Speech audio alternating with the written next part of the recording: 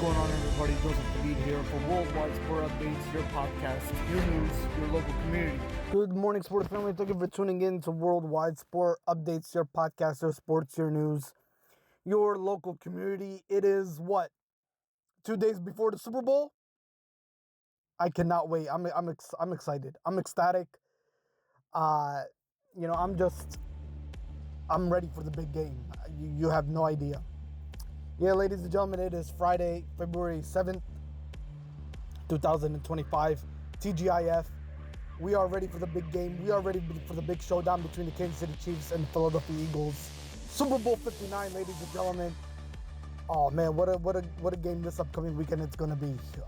And a lot of people are already, popping the champagne, the Eagles champagne, that is. The pizza, the wings, the hoagies, the chips, you name it. This is gonna be a beautiful weekend, folks. So enjoy the Super Bowl and enjoy the big game this upcoming weekend. And we're gonna throw a prediction out there too, here from Worldwide Sport Updates, on who I believe is gonna win Super Bowl 59. All right, ladies and gentlemen, let's recap what transpired in sports this past week. As we covered the NFL, the NBA, NHL, MLB, MLS, WNBA, college basketball, men's and women's, and you name it. We have all the sports updates for you here throughout the daily basis. All right, let's start off with some NBA news, ladies and gentlemen. Dallas Mavericks topped the Boston Celtics in an NBA Finals rematch. Klay Thompson's scorching start carried the Dallas Mavericks to a 127-120 victory over the NBA champion Boston Celtics. The new-look Mavs turning the tables in the NBA Finals rematch. Luka Doncic, who led the Mavericks to a championship series last season, was traded to the Los Angeles Lakers for star big man Anthony Davis on Saturday in a deal that rocked the NBA. Yeah, and many thought their phones were hacked.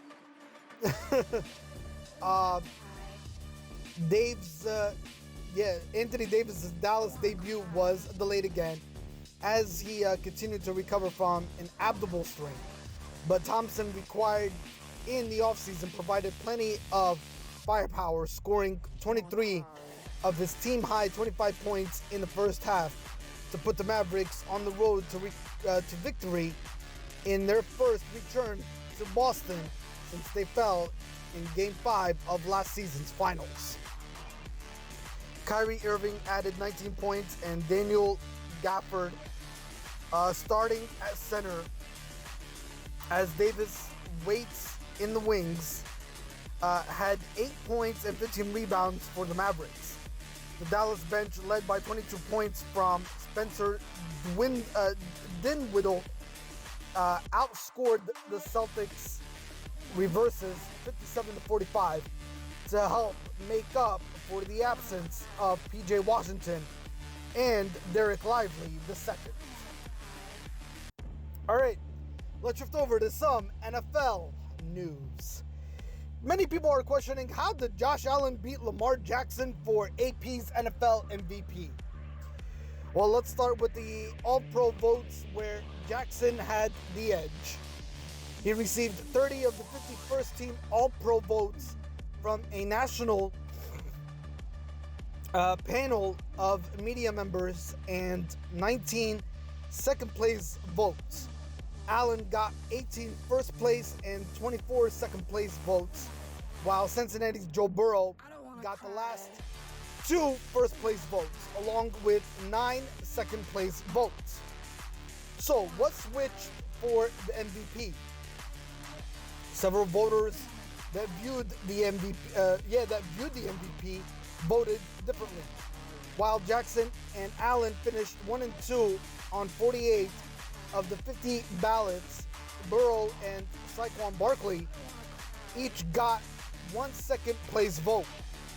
Allen had the edge when it came to the top spot, gaining 9 additional first place votes from the All-Pro team, with Jackson losing 7. Allen also finished 3rd on 1 ballot, and Jackson was 4th on the other. But that had no impact on the winner. Allen finished with 383 points based on scoring. That gives out 10 points for a first place vote, followed by 5, 3, 2, and 1 for the last 4 spaces. Jackson had 362 points. All right, ladies and gentlemen, before I shift over to some NHL hockey news, I'm going to throw out my Super Bowl prediction for you, ladies and gentlemen. And ladies and gentlemen, with Super Bowl 59 upon us, 2 days away from the big dance, ladies and gentlemen, my pick for Super Bowl 59 is, drum roll, boom, boom, boom, boom, boom, boom, boom, Philadelphia Eagles beating the Kansas City Chiefs 38-24, final score. Enjoy the big game, folks. It's going to be a good one. All right, so I got Philadelphia Eagles beating the Kansas City Chiefs 38-24. Cast your predictions for Super Bowl 59, and also for all the sports bettors out there, build up your parlays and win some big money.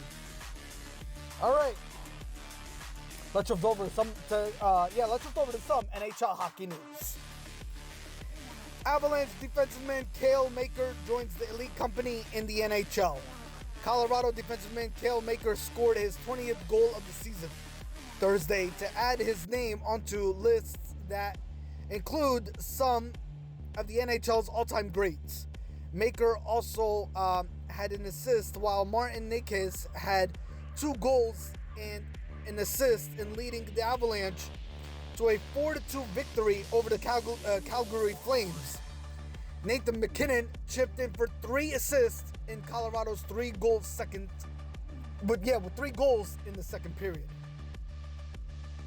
Makar became the 8th defenseman in league history to record 3 or more 20-goal campaigns in his first 6 seasons, joining Paul Coffey with 5, Dennis Harvardin with 5, Ray Barkle with 4, Bobby Orr with 4, Steve Duchkin, and Phil Husley, and Reed Larson.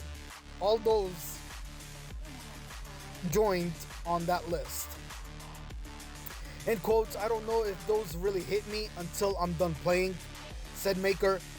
It's just a testament to these guys that I've been playing with, guys that give me good passes, and you try to put yourself in a good position to score. That's in his quotes. All right, let's shift over to some Major League Baseball news. MLB. Man, we are so close to the MLB season. We're like 49, 48 days away from MLB. Not to mention training camp. Not training camp.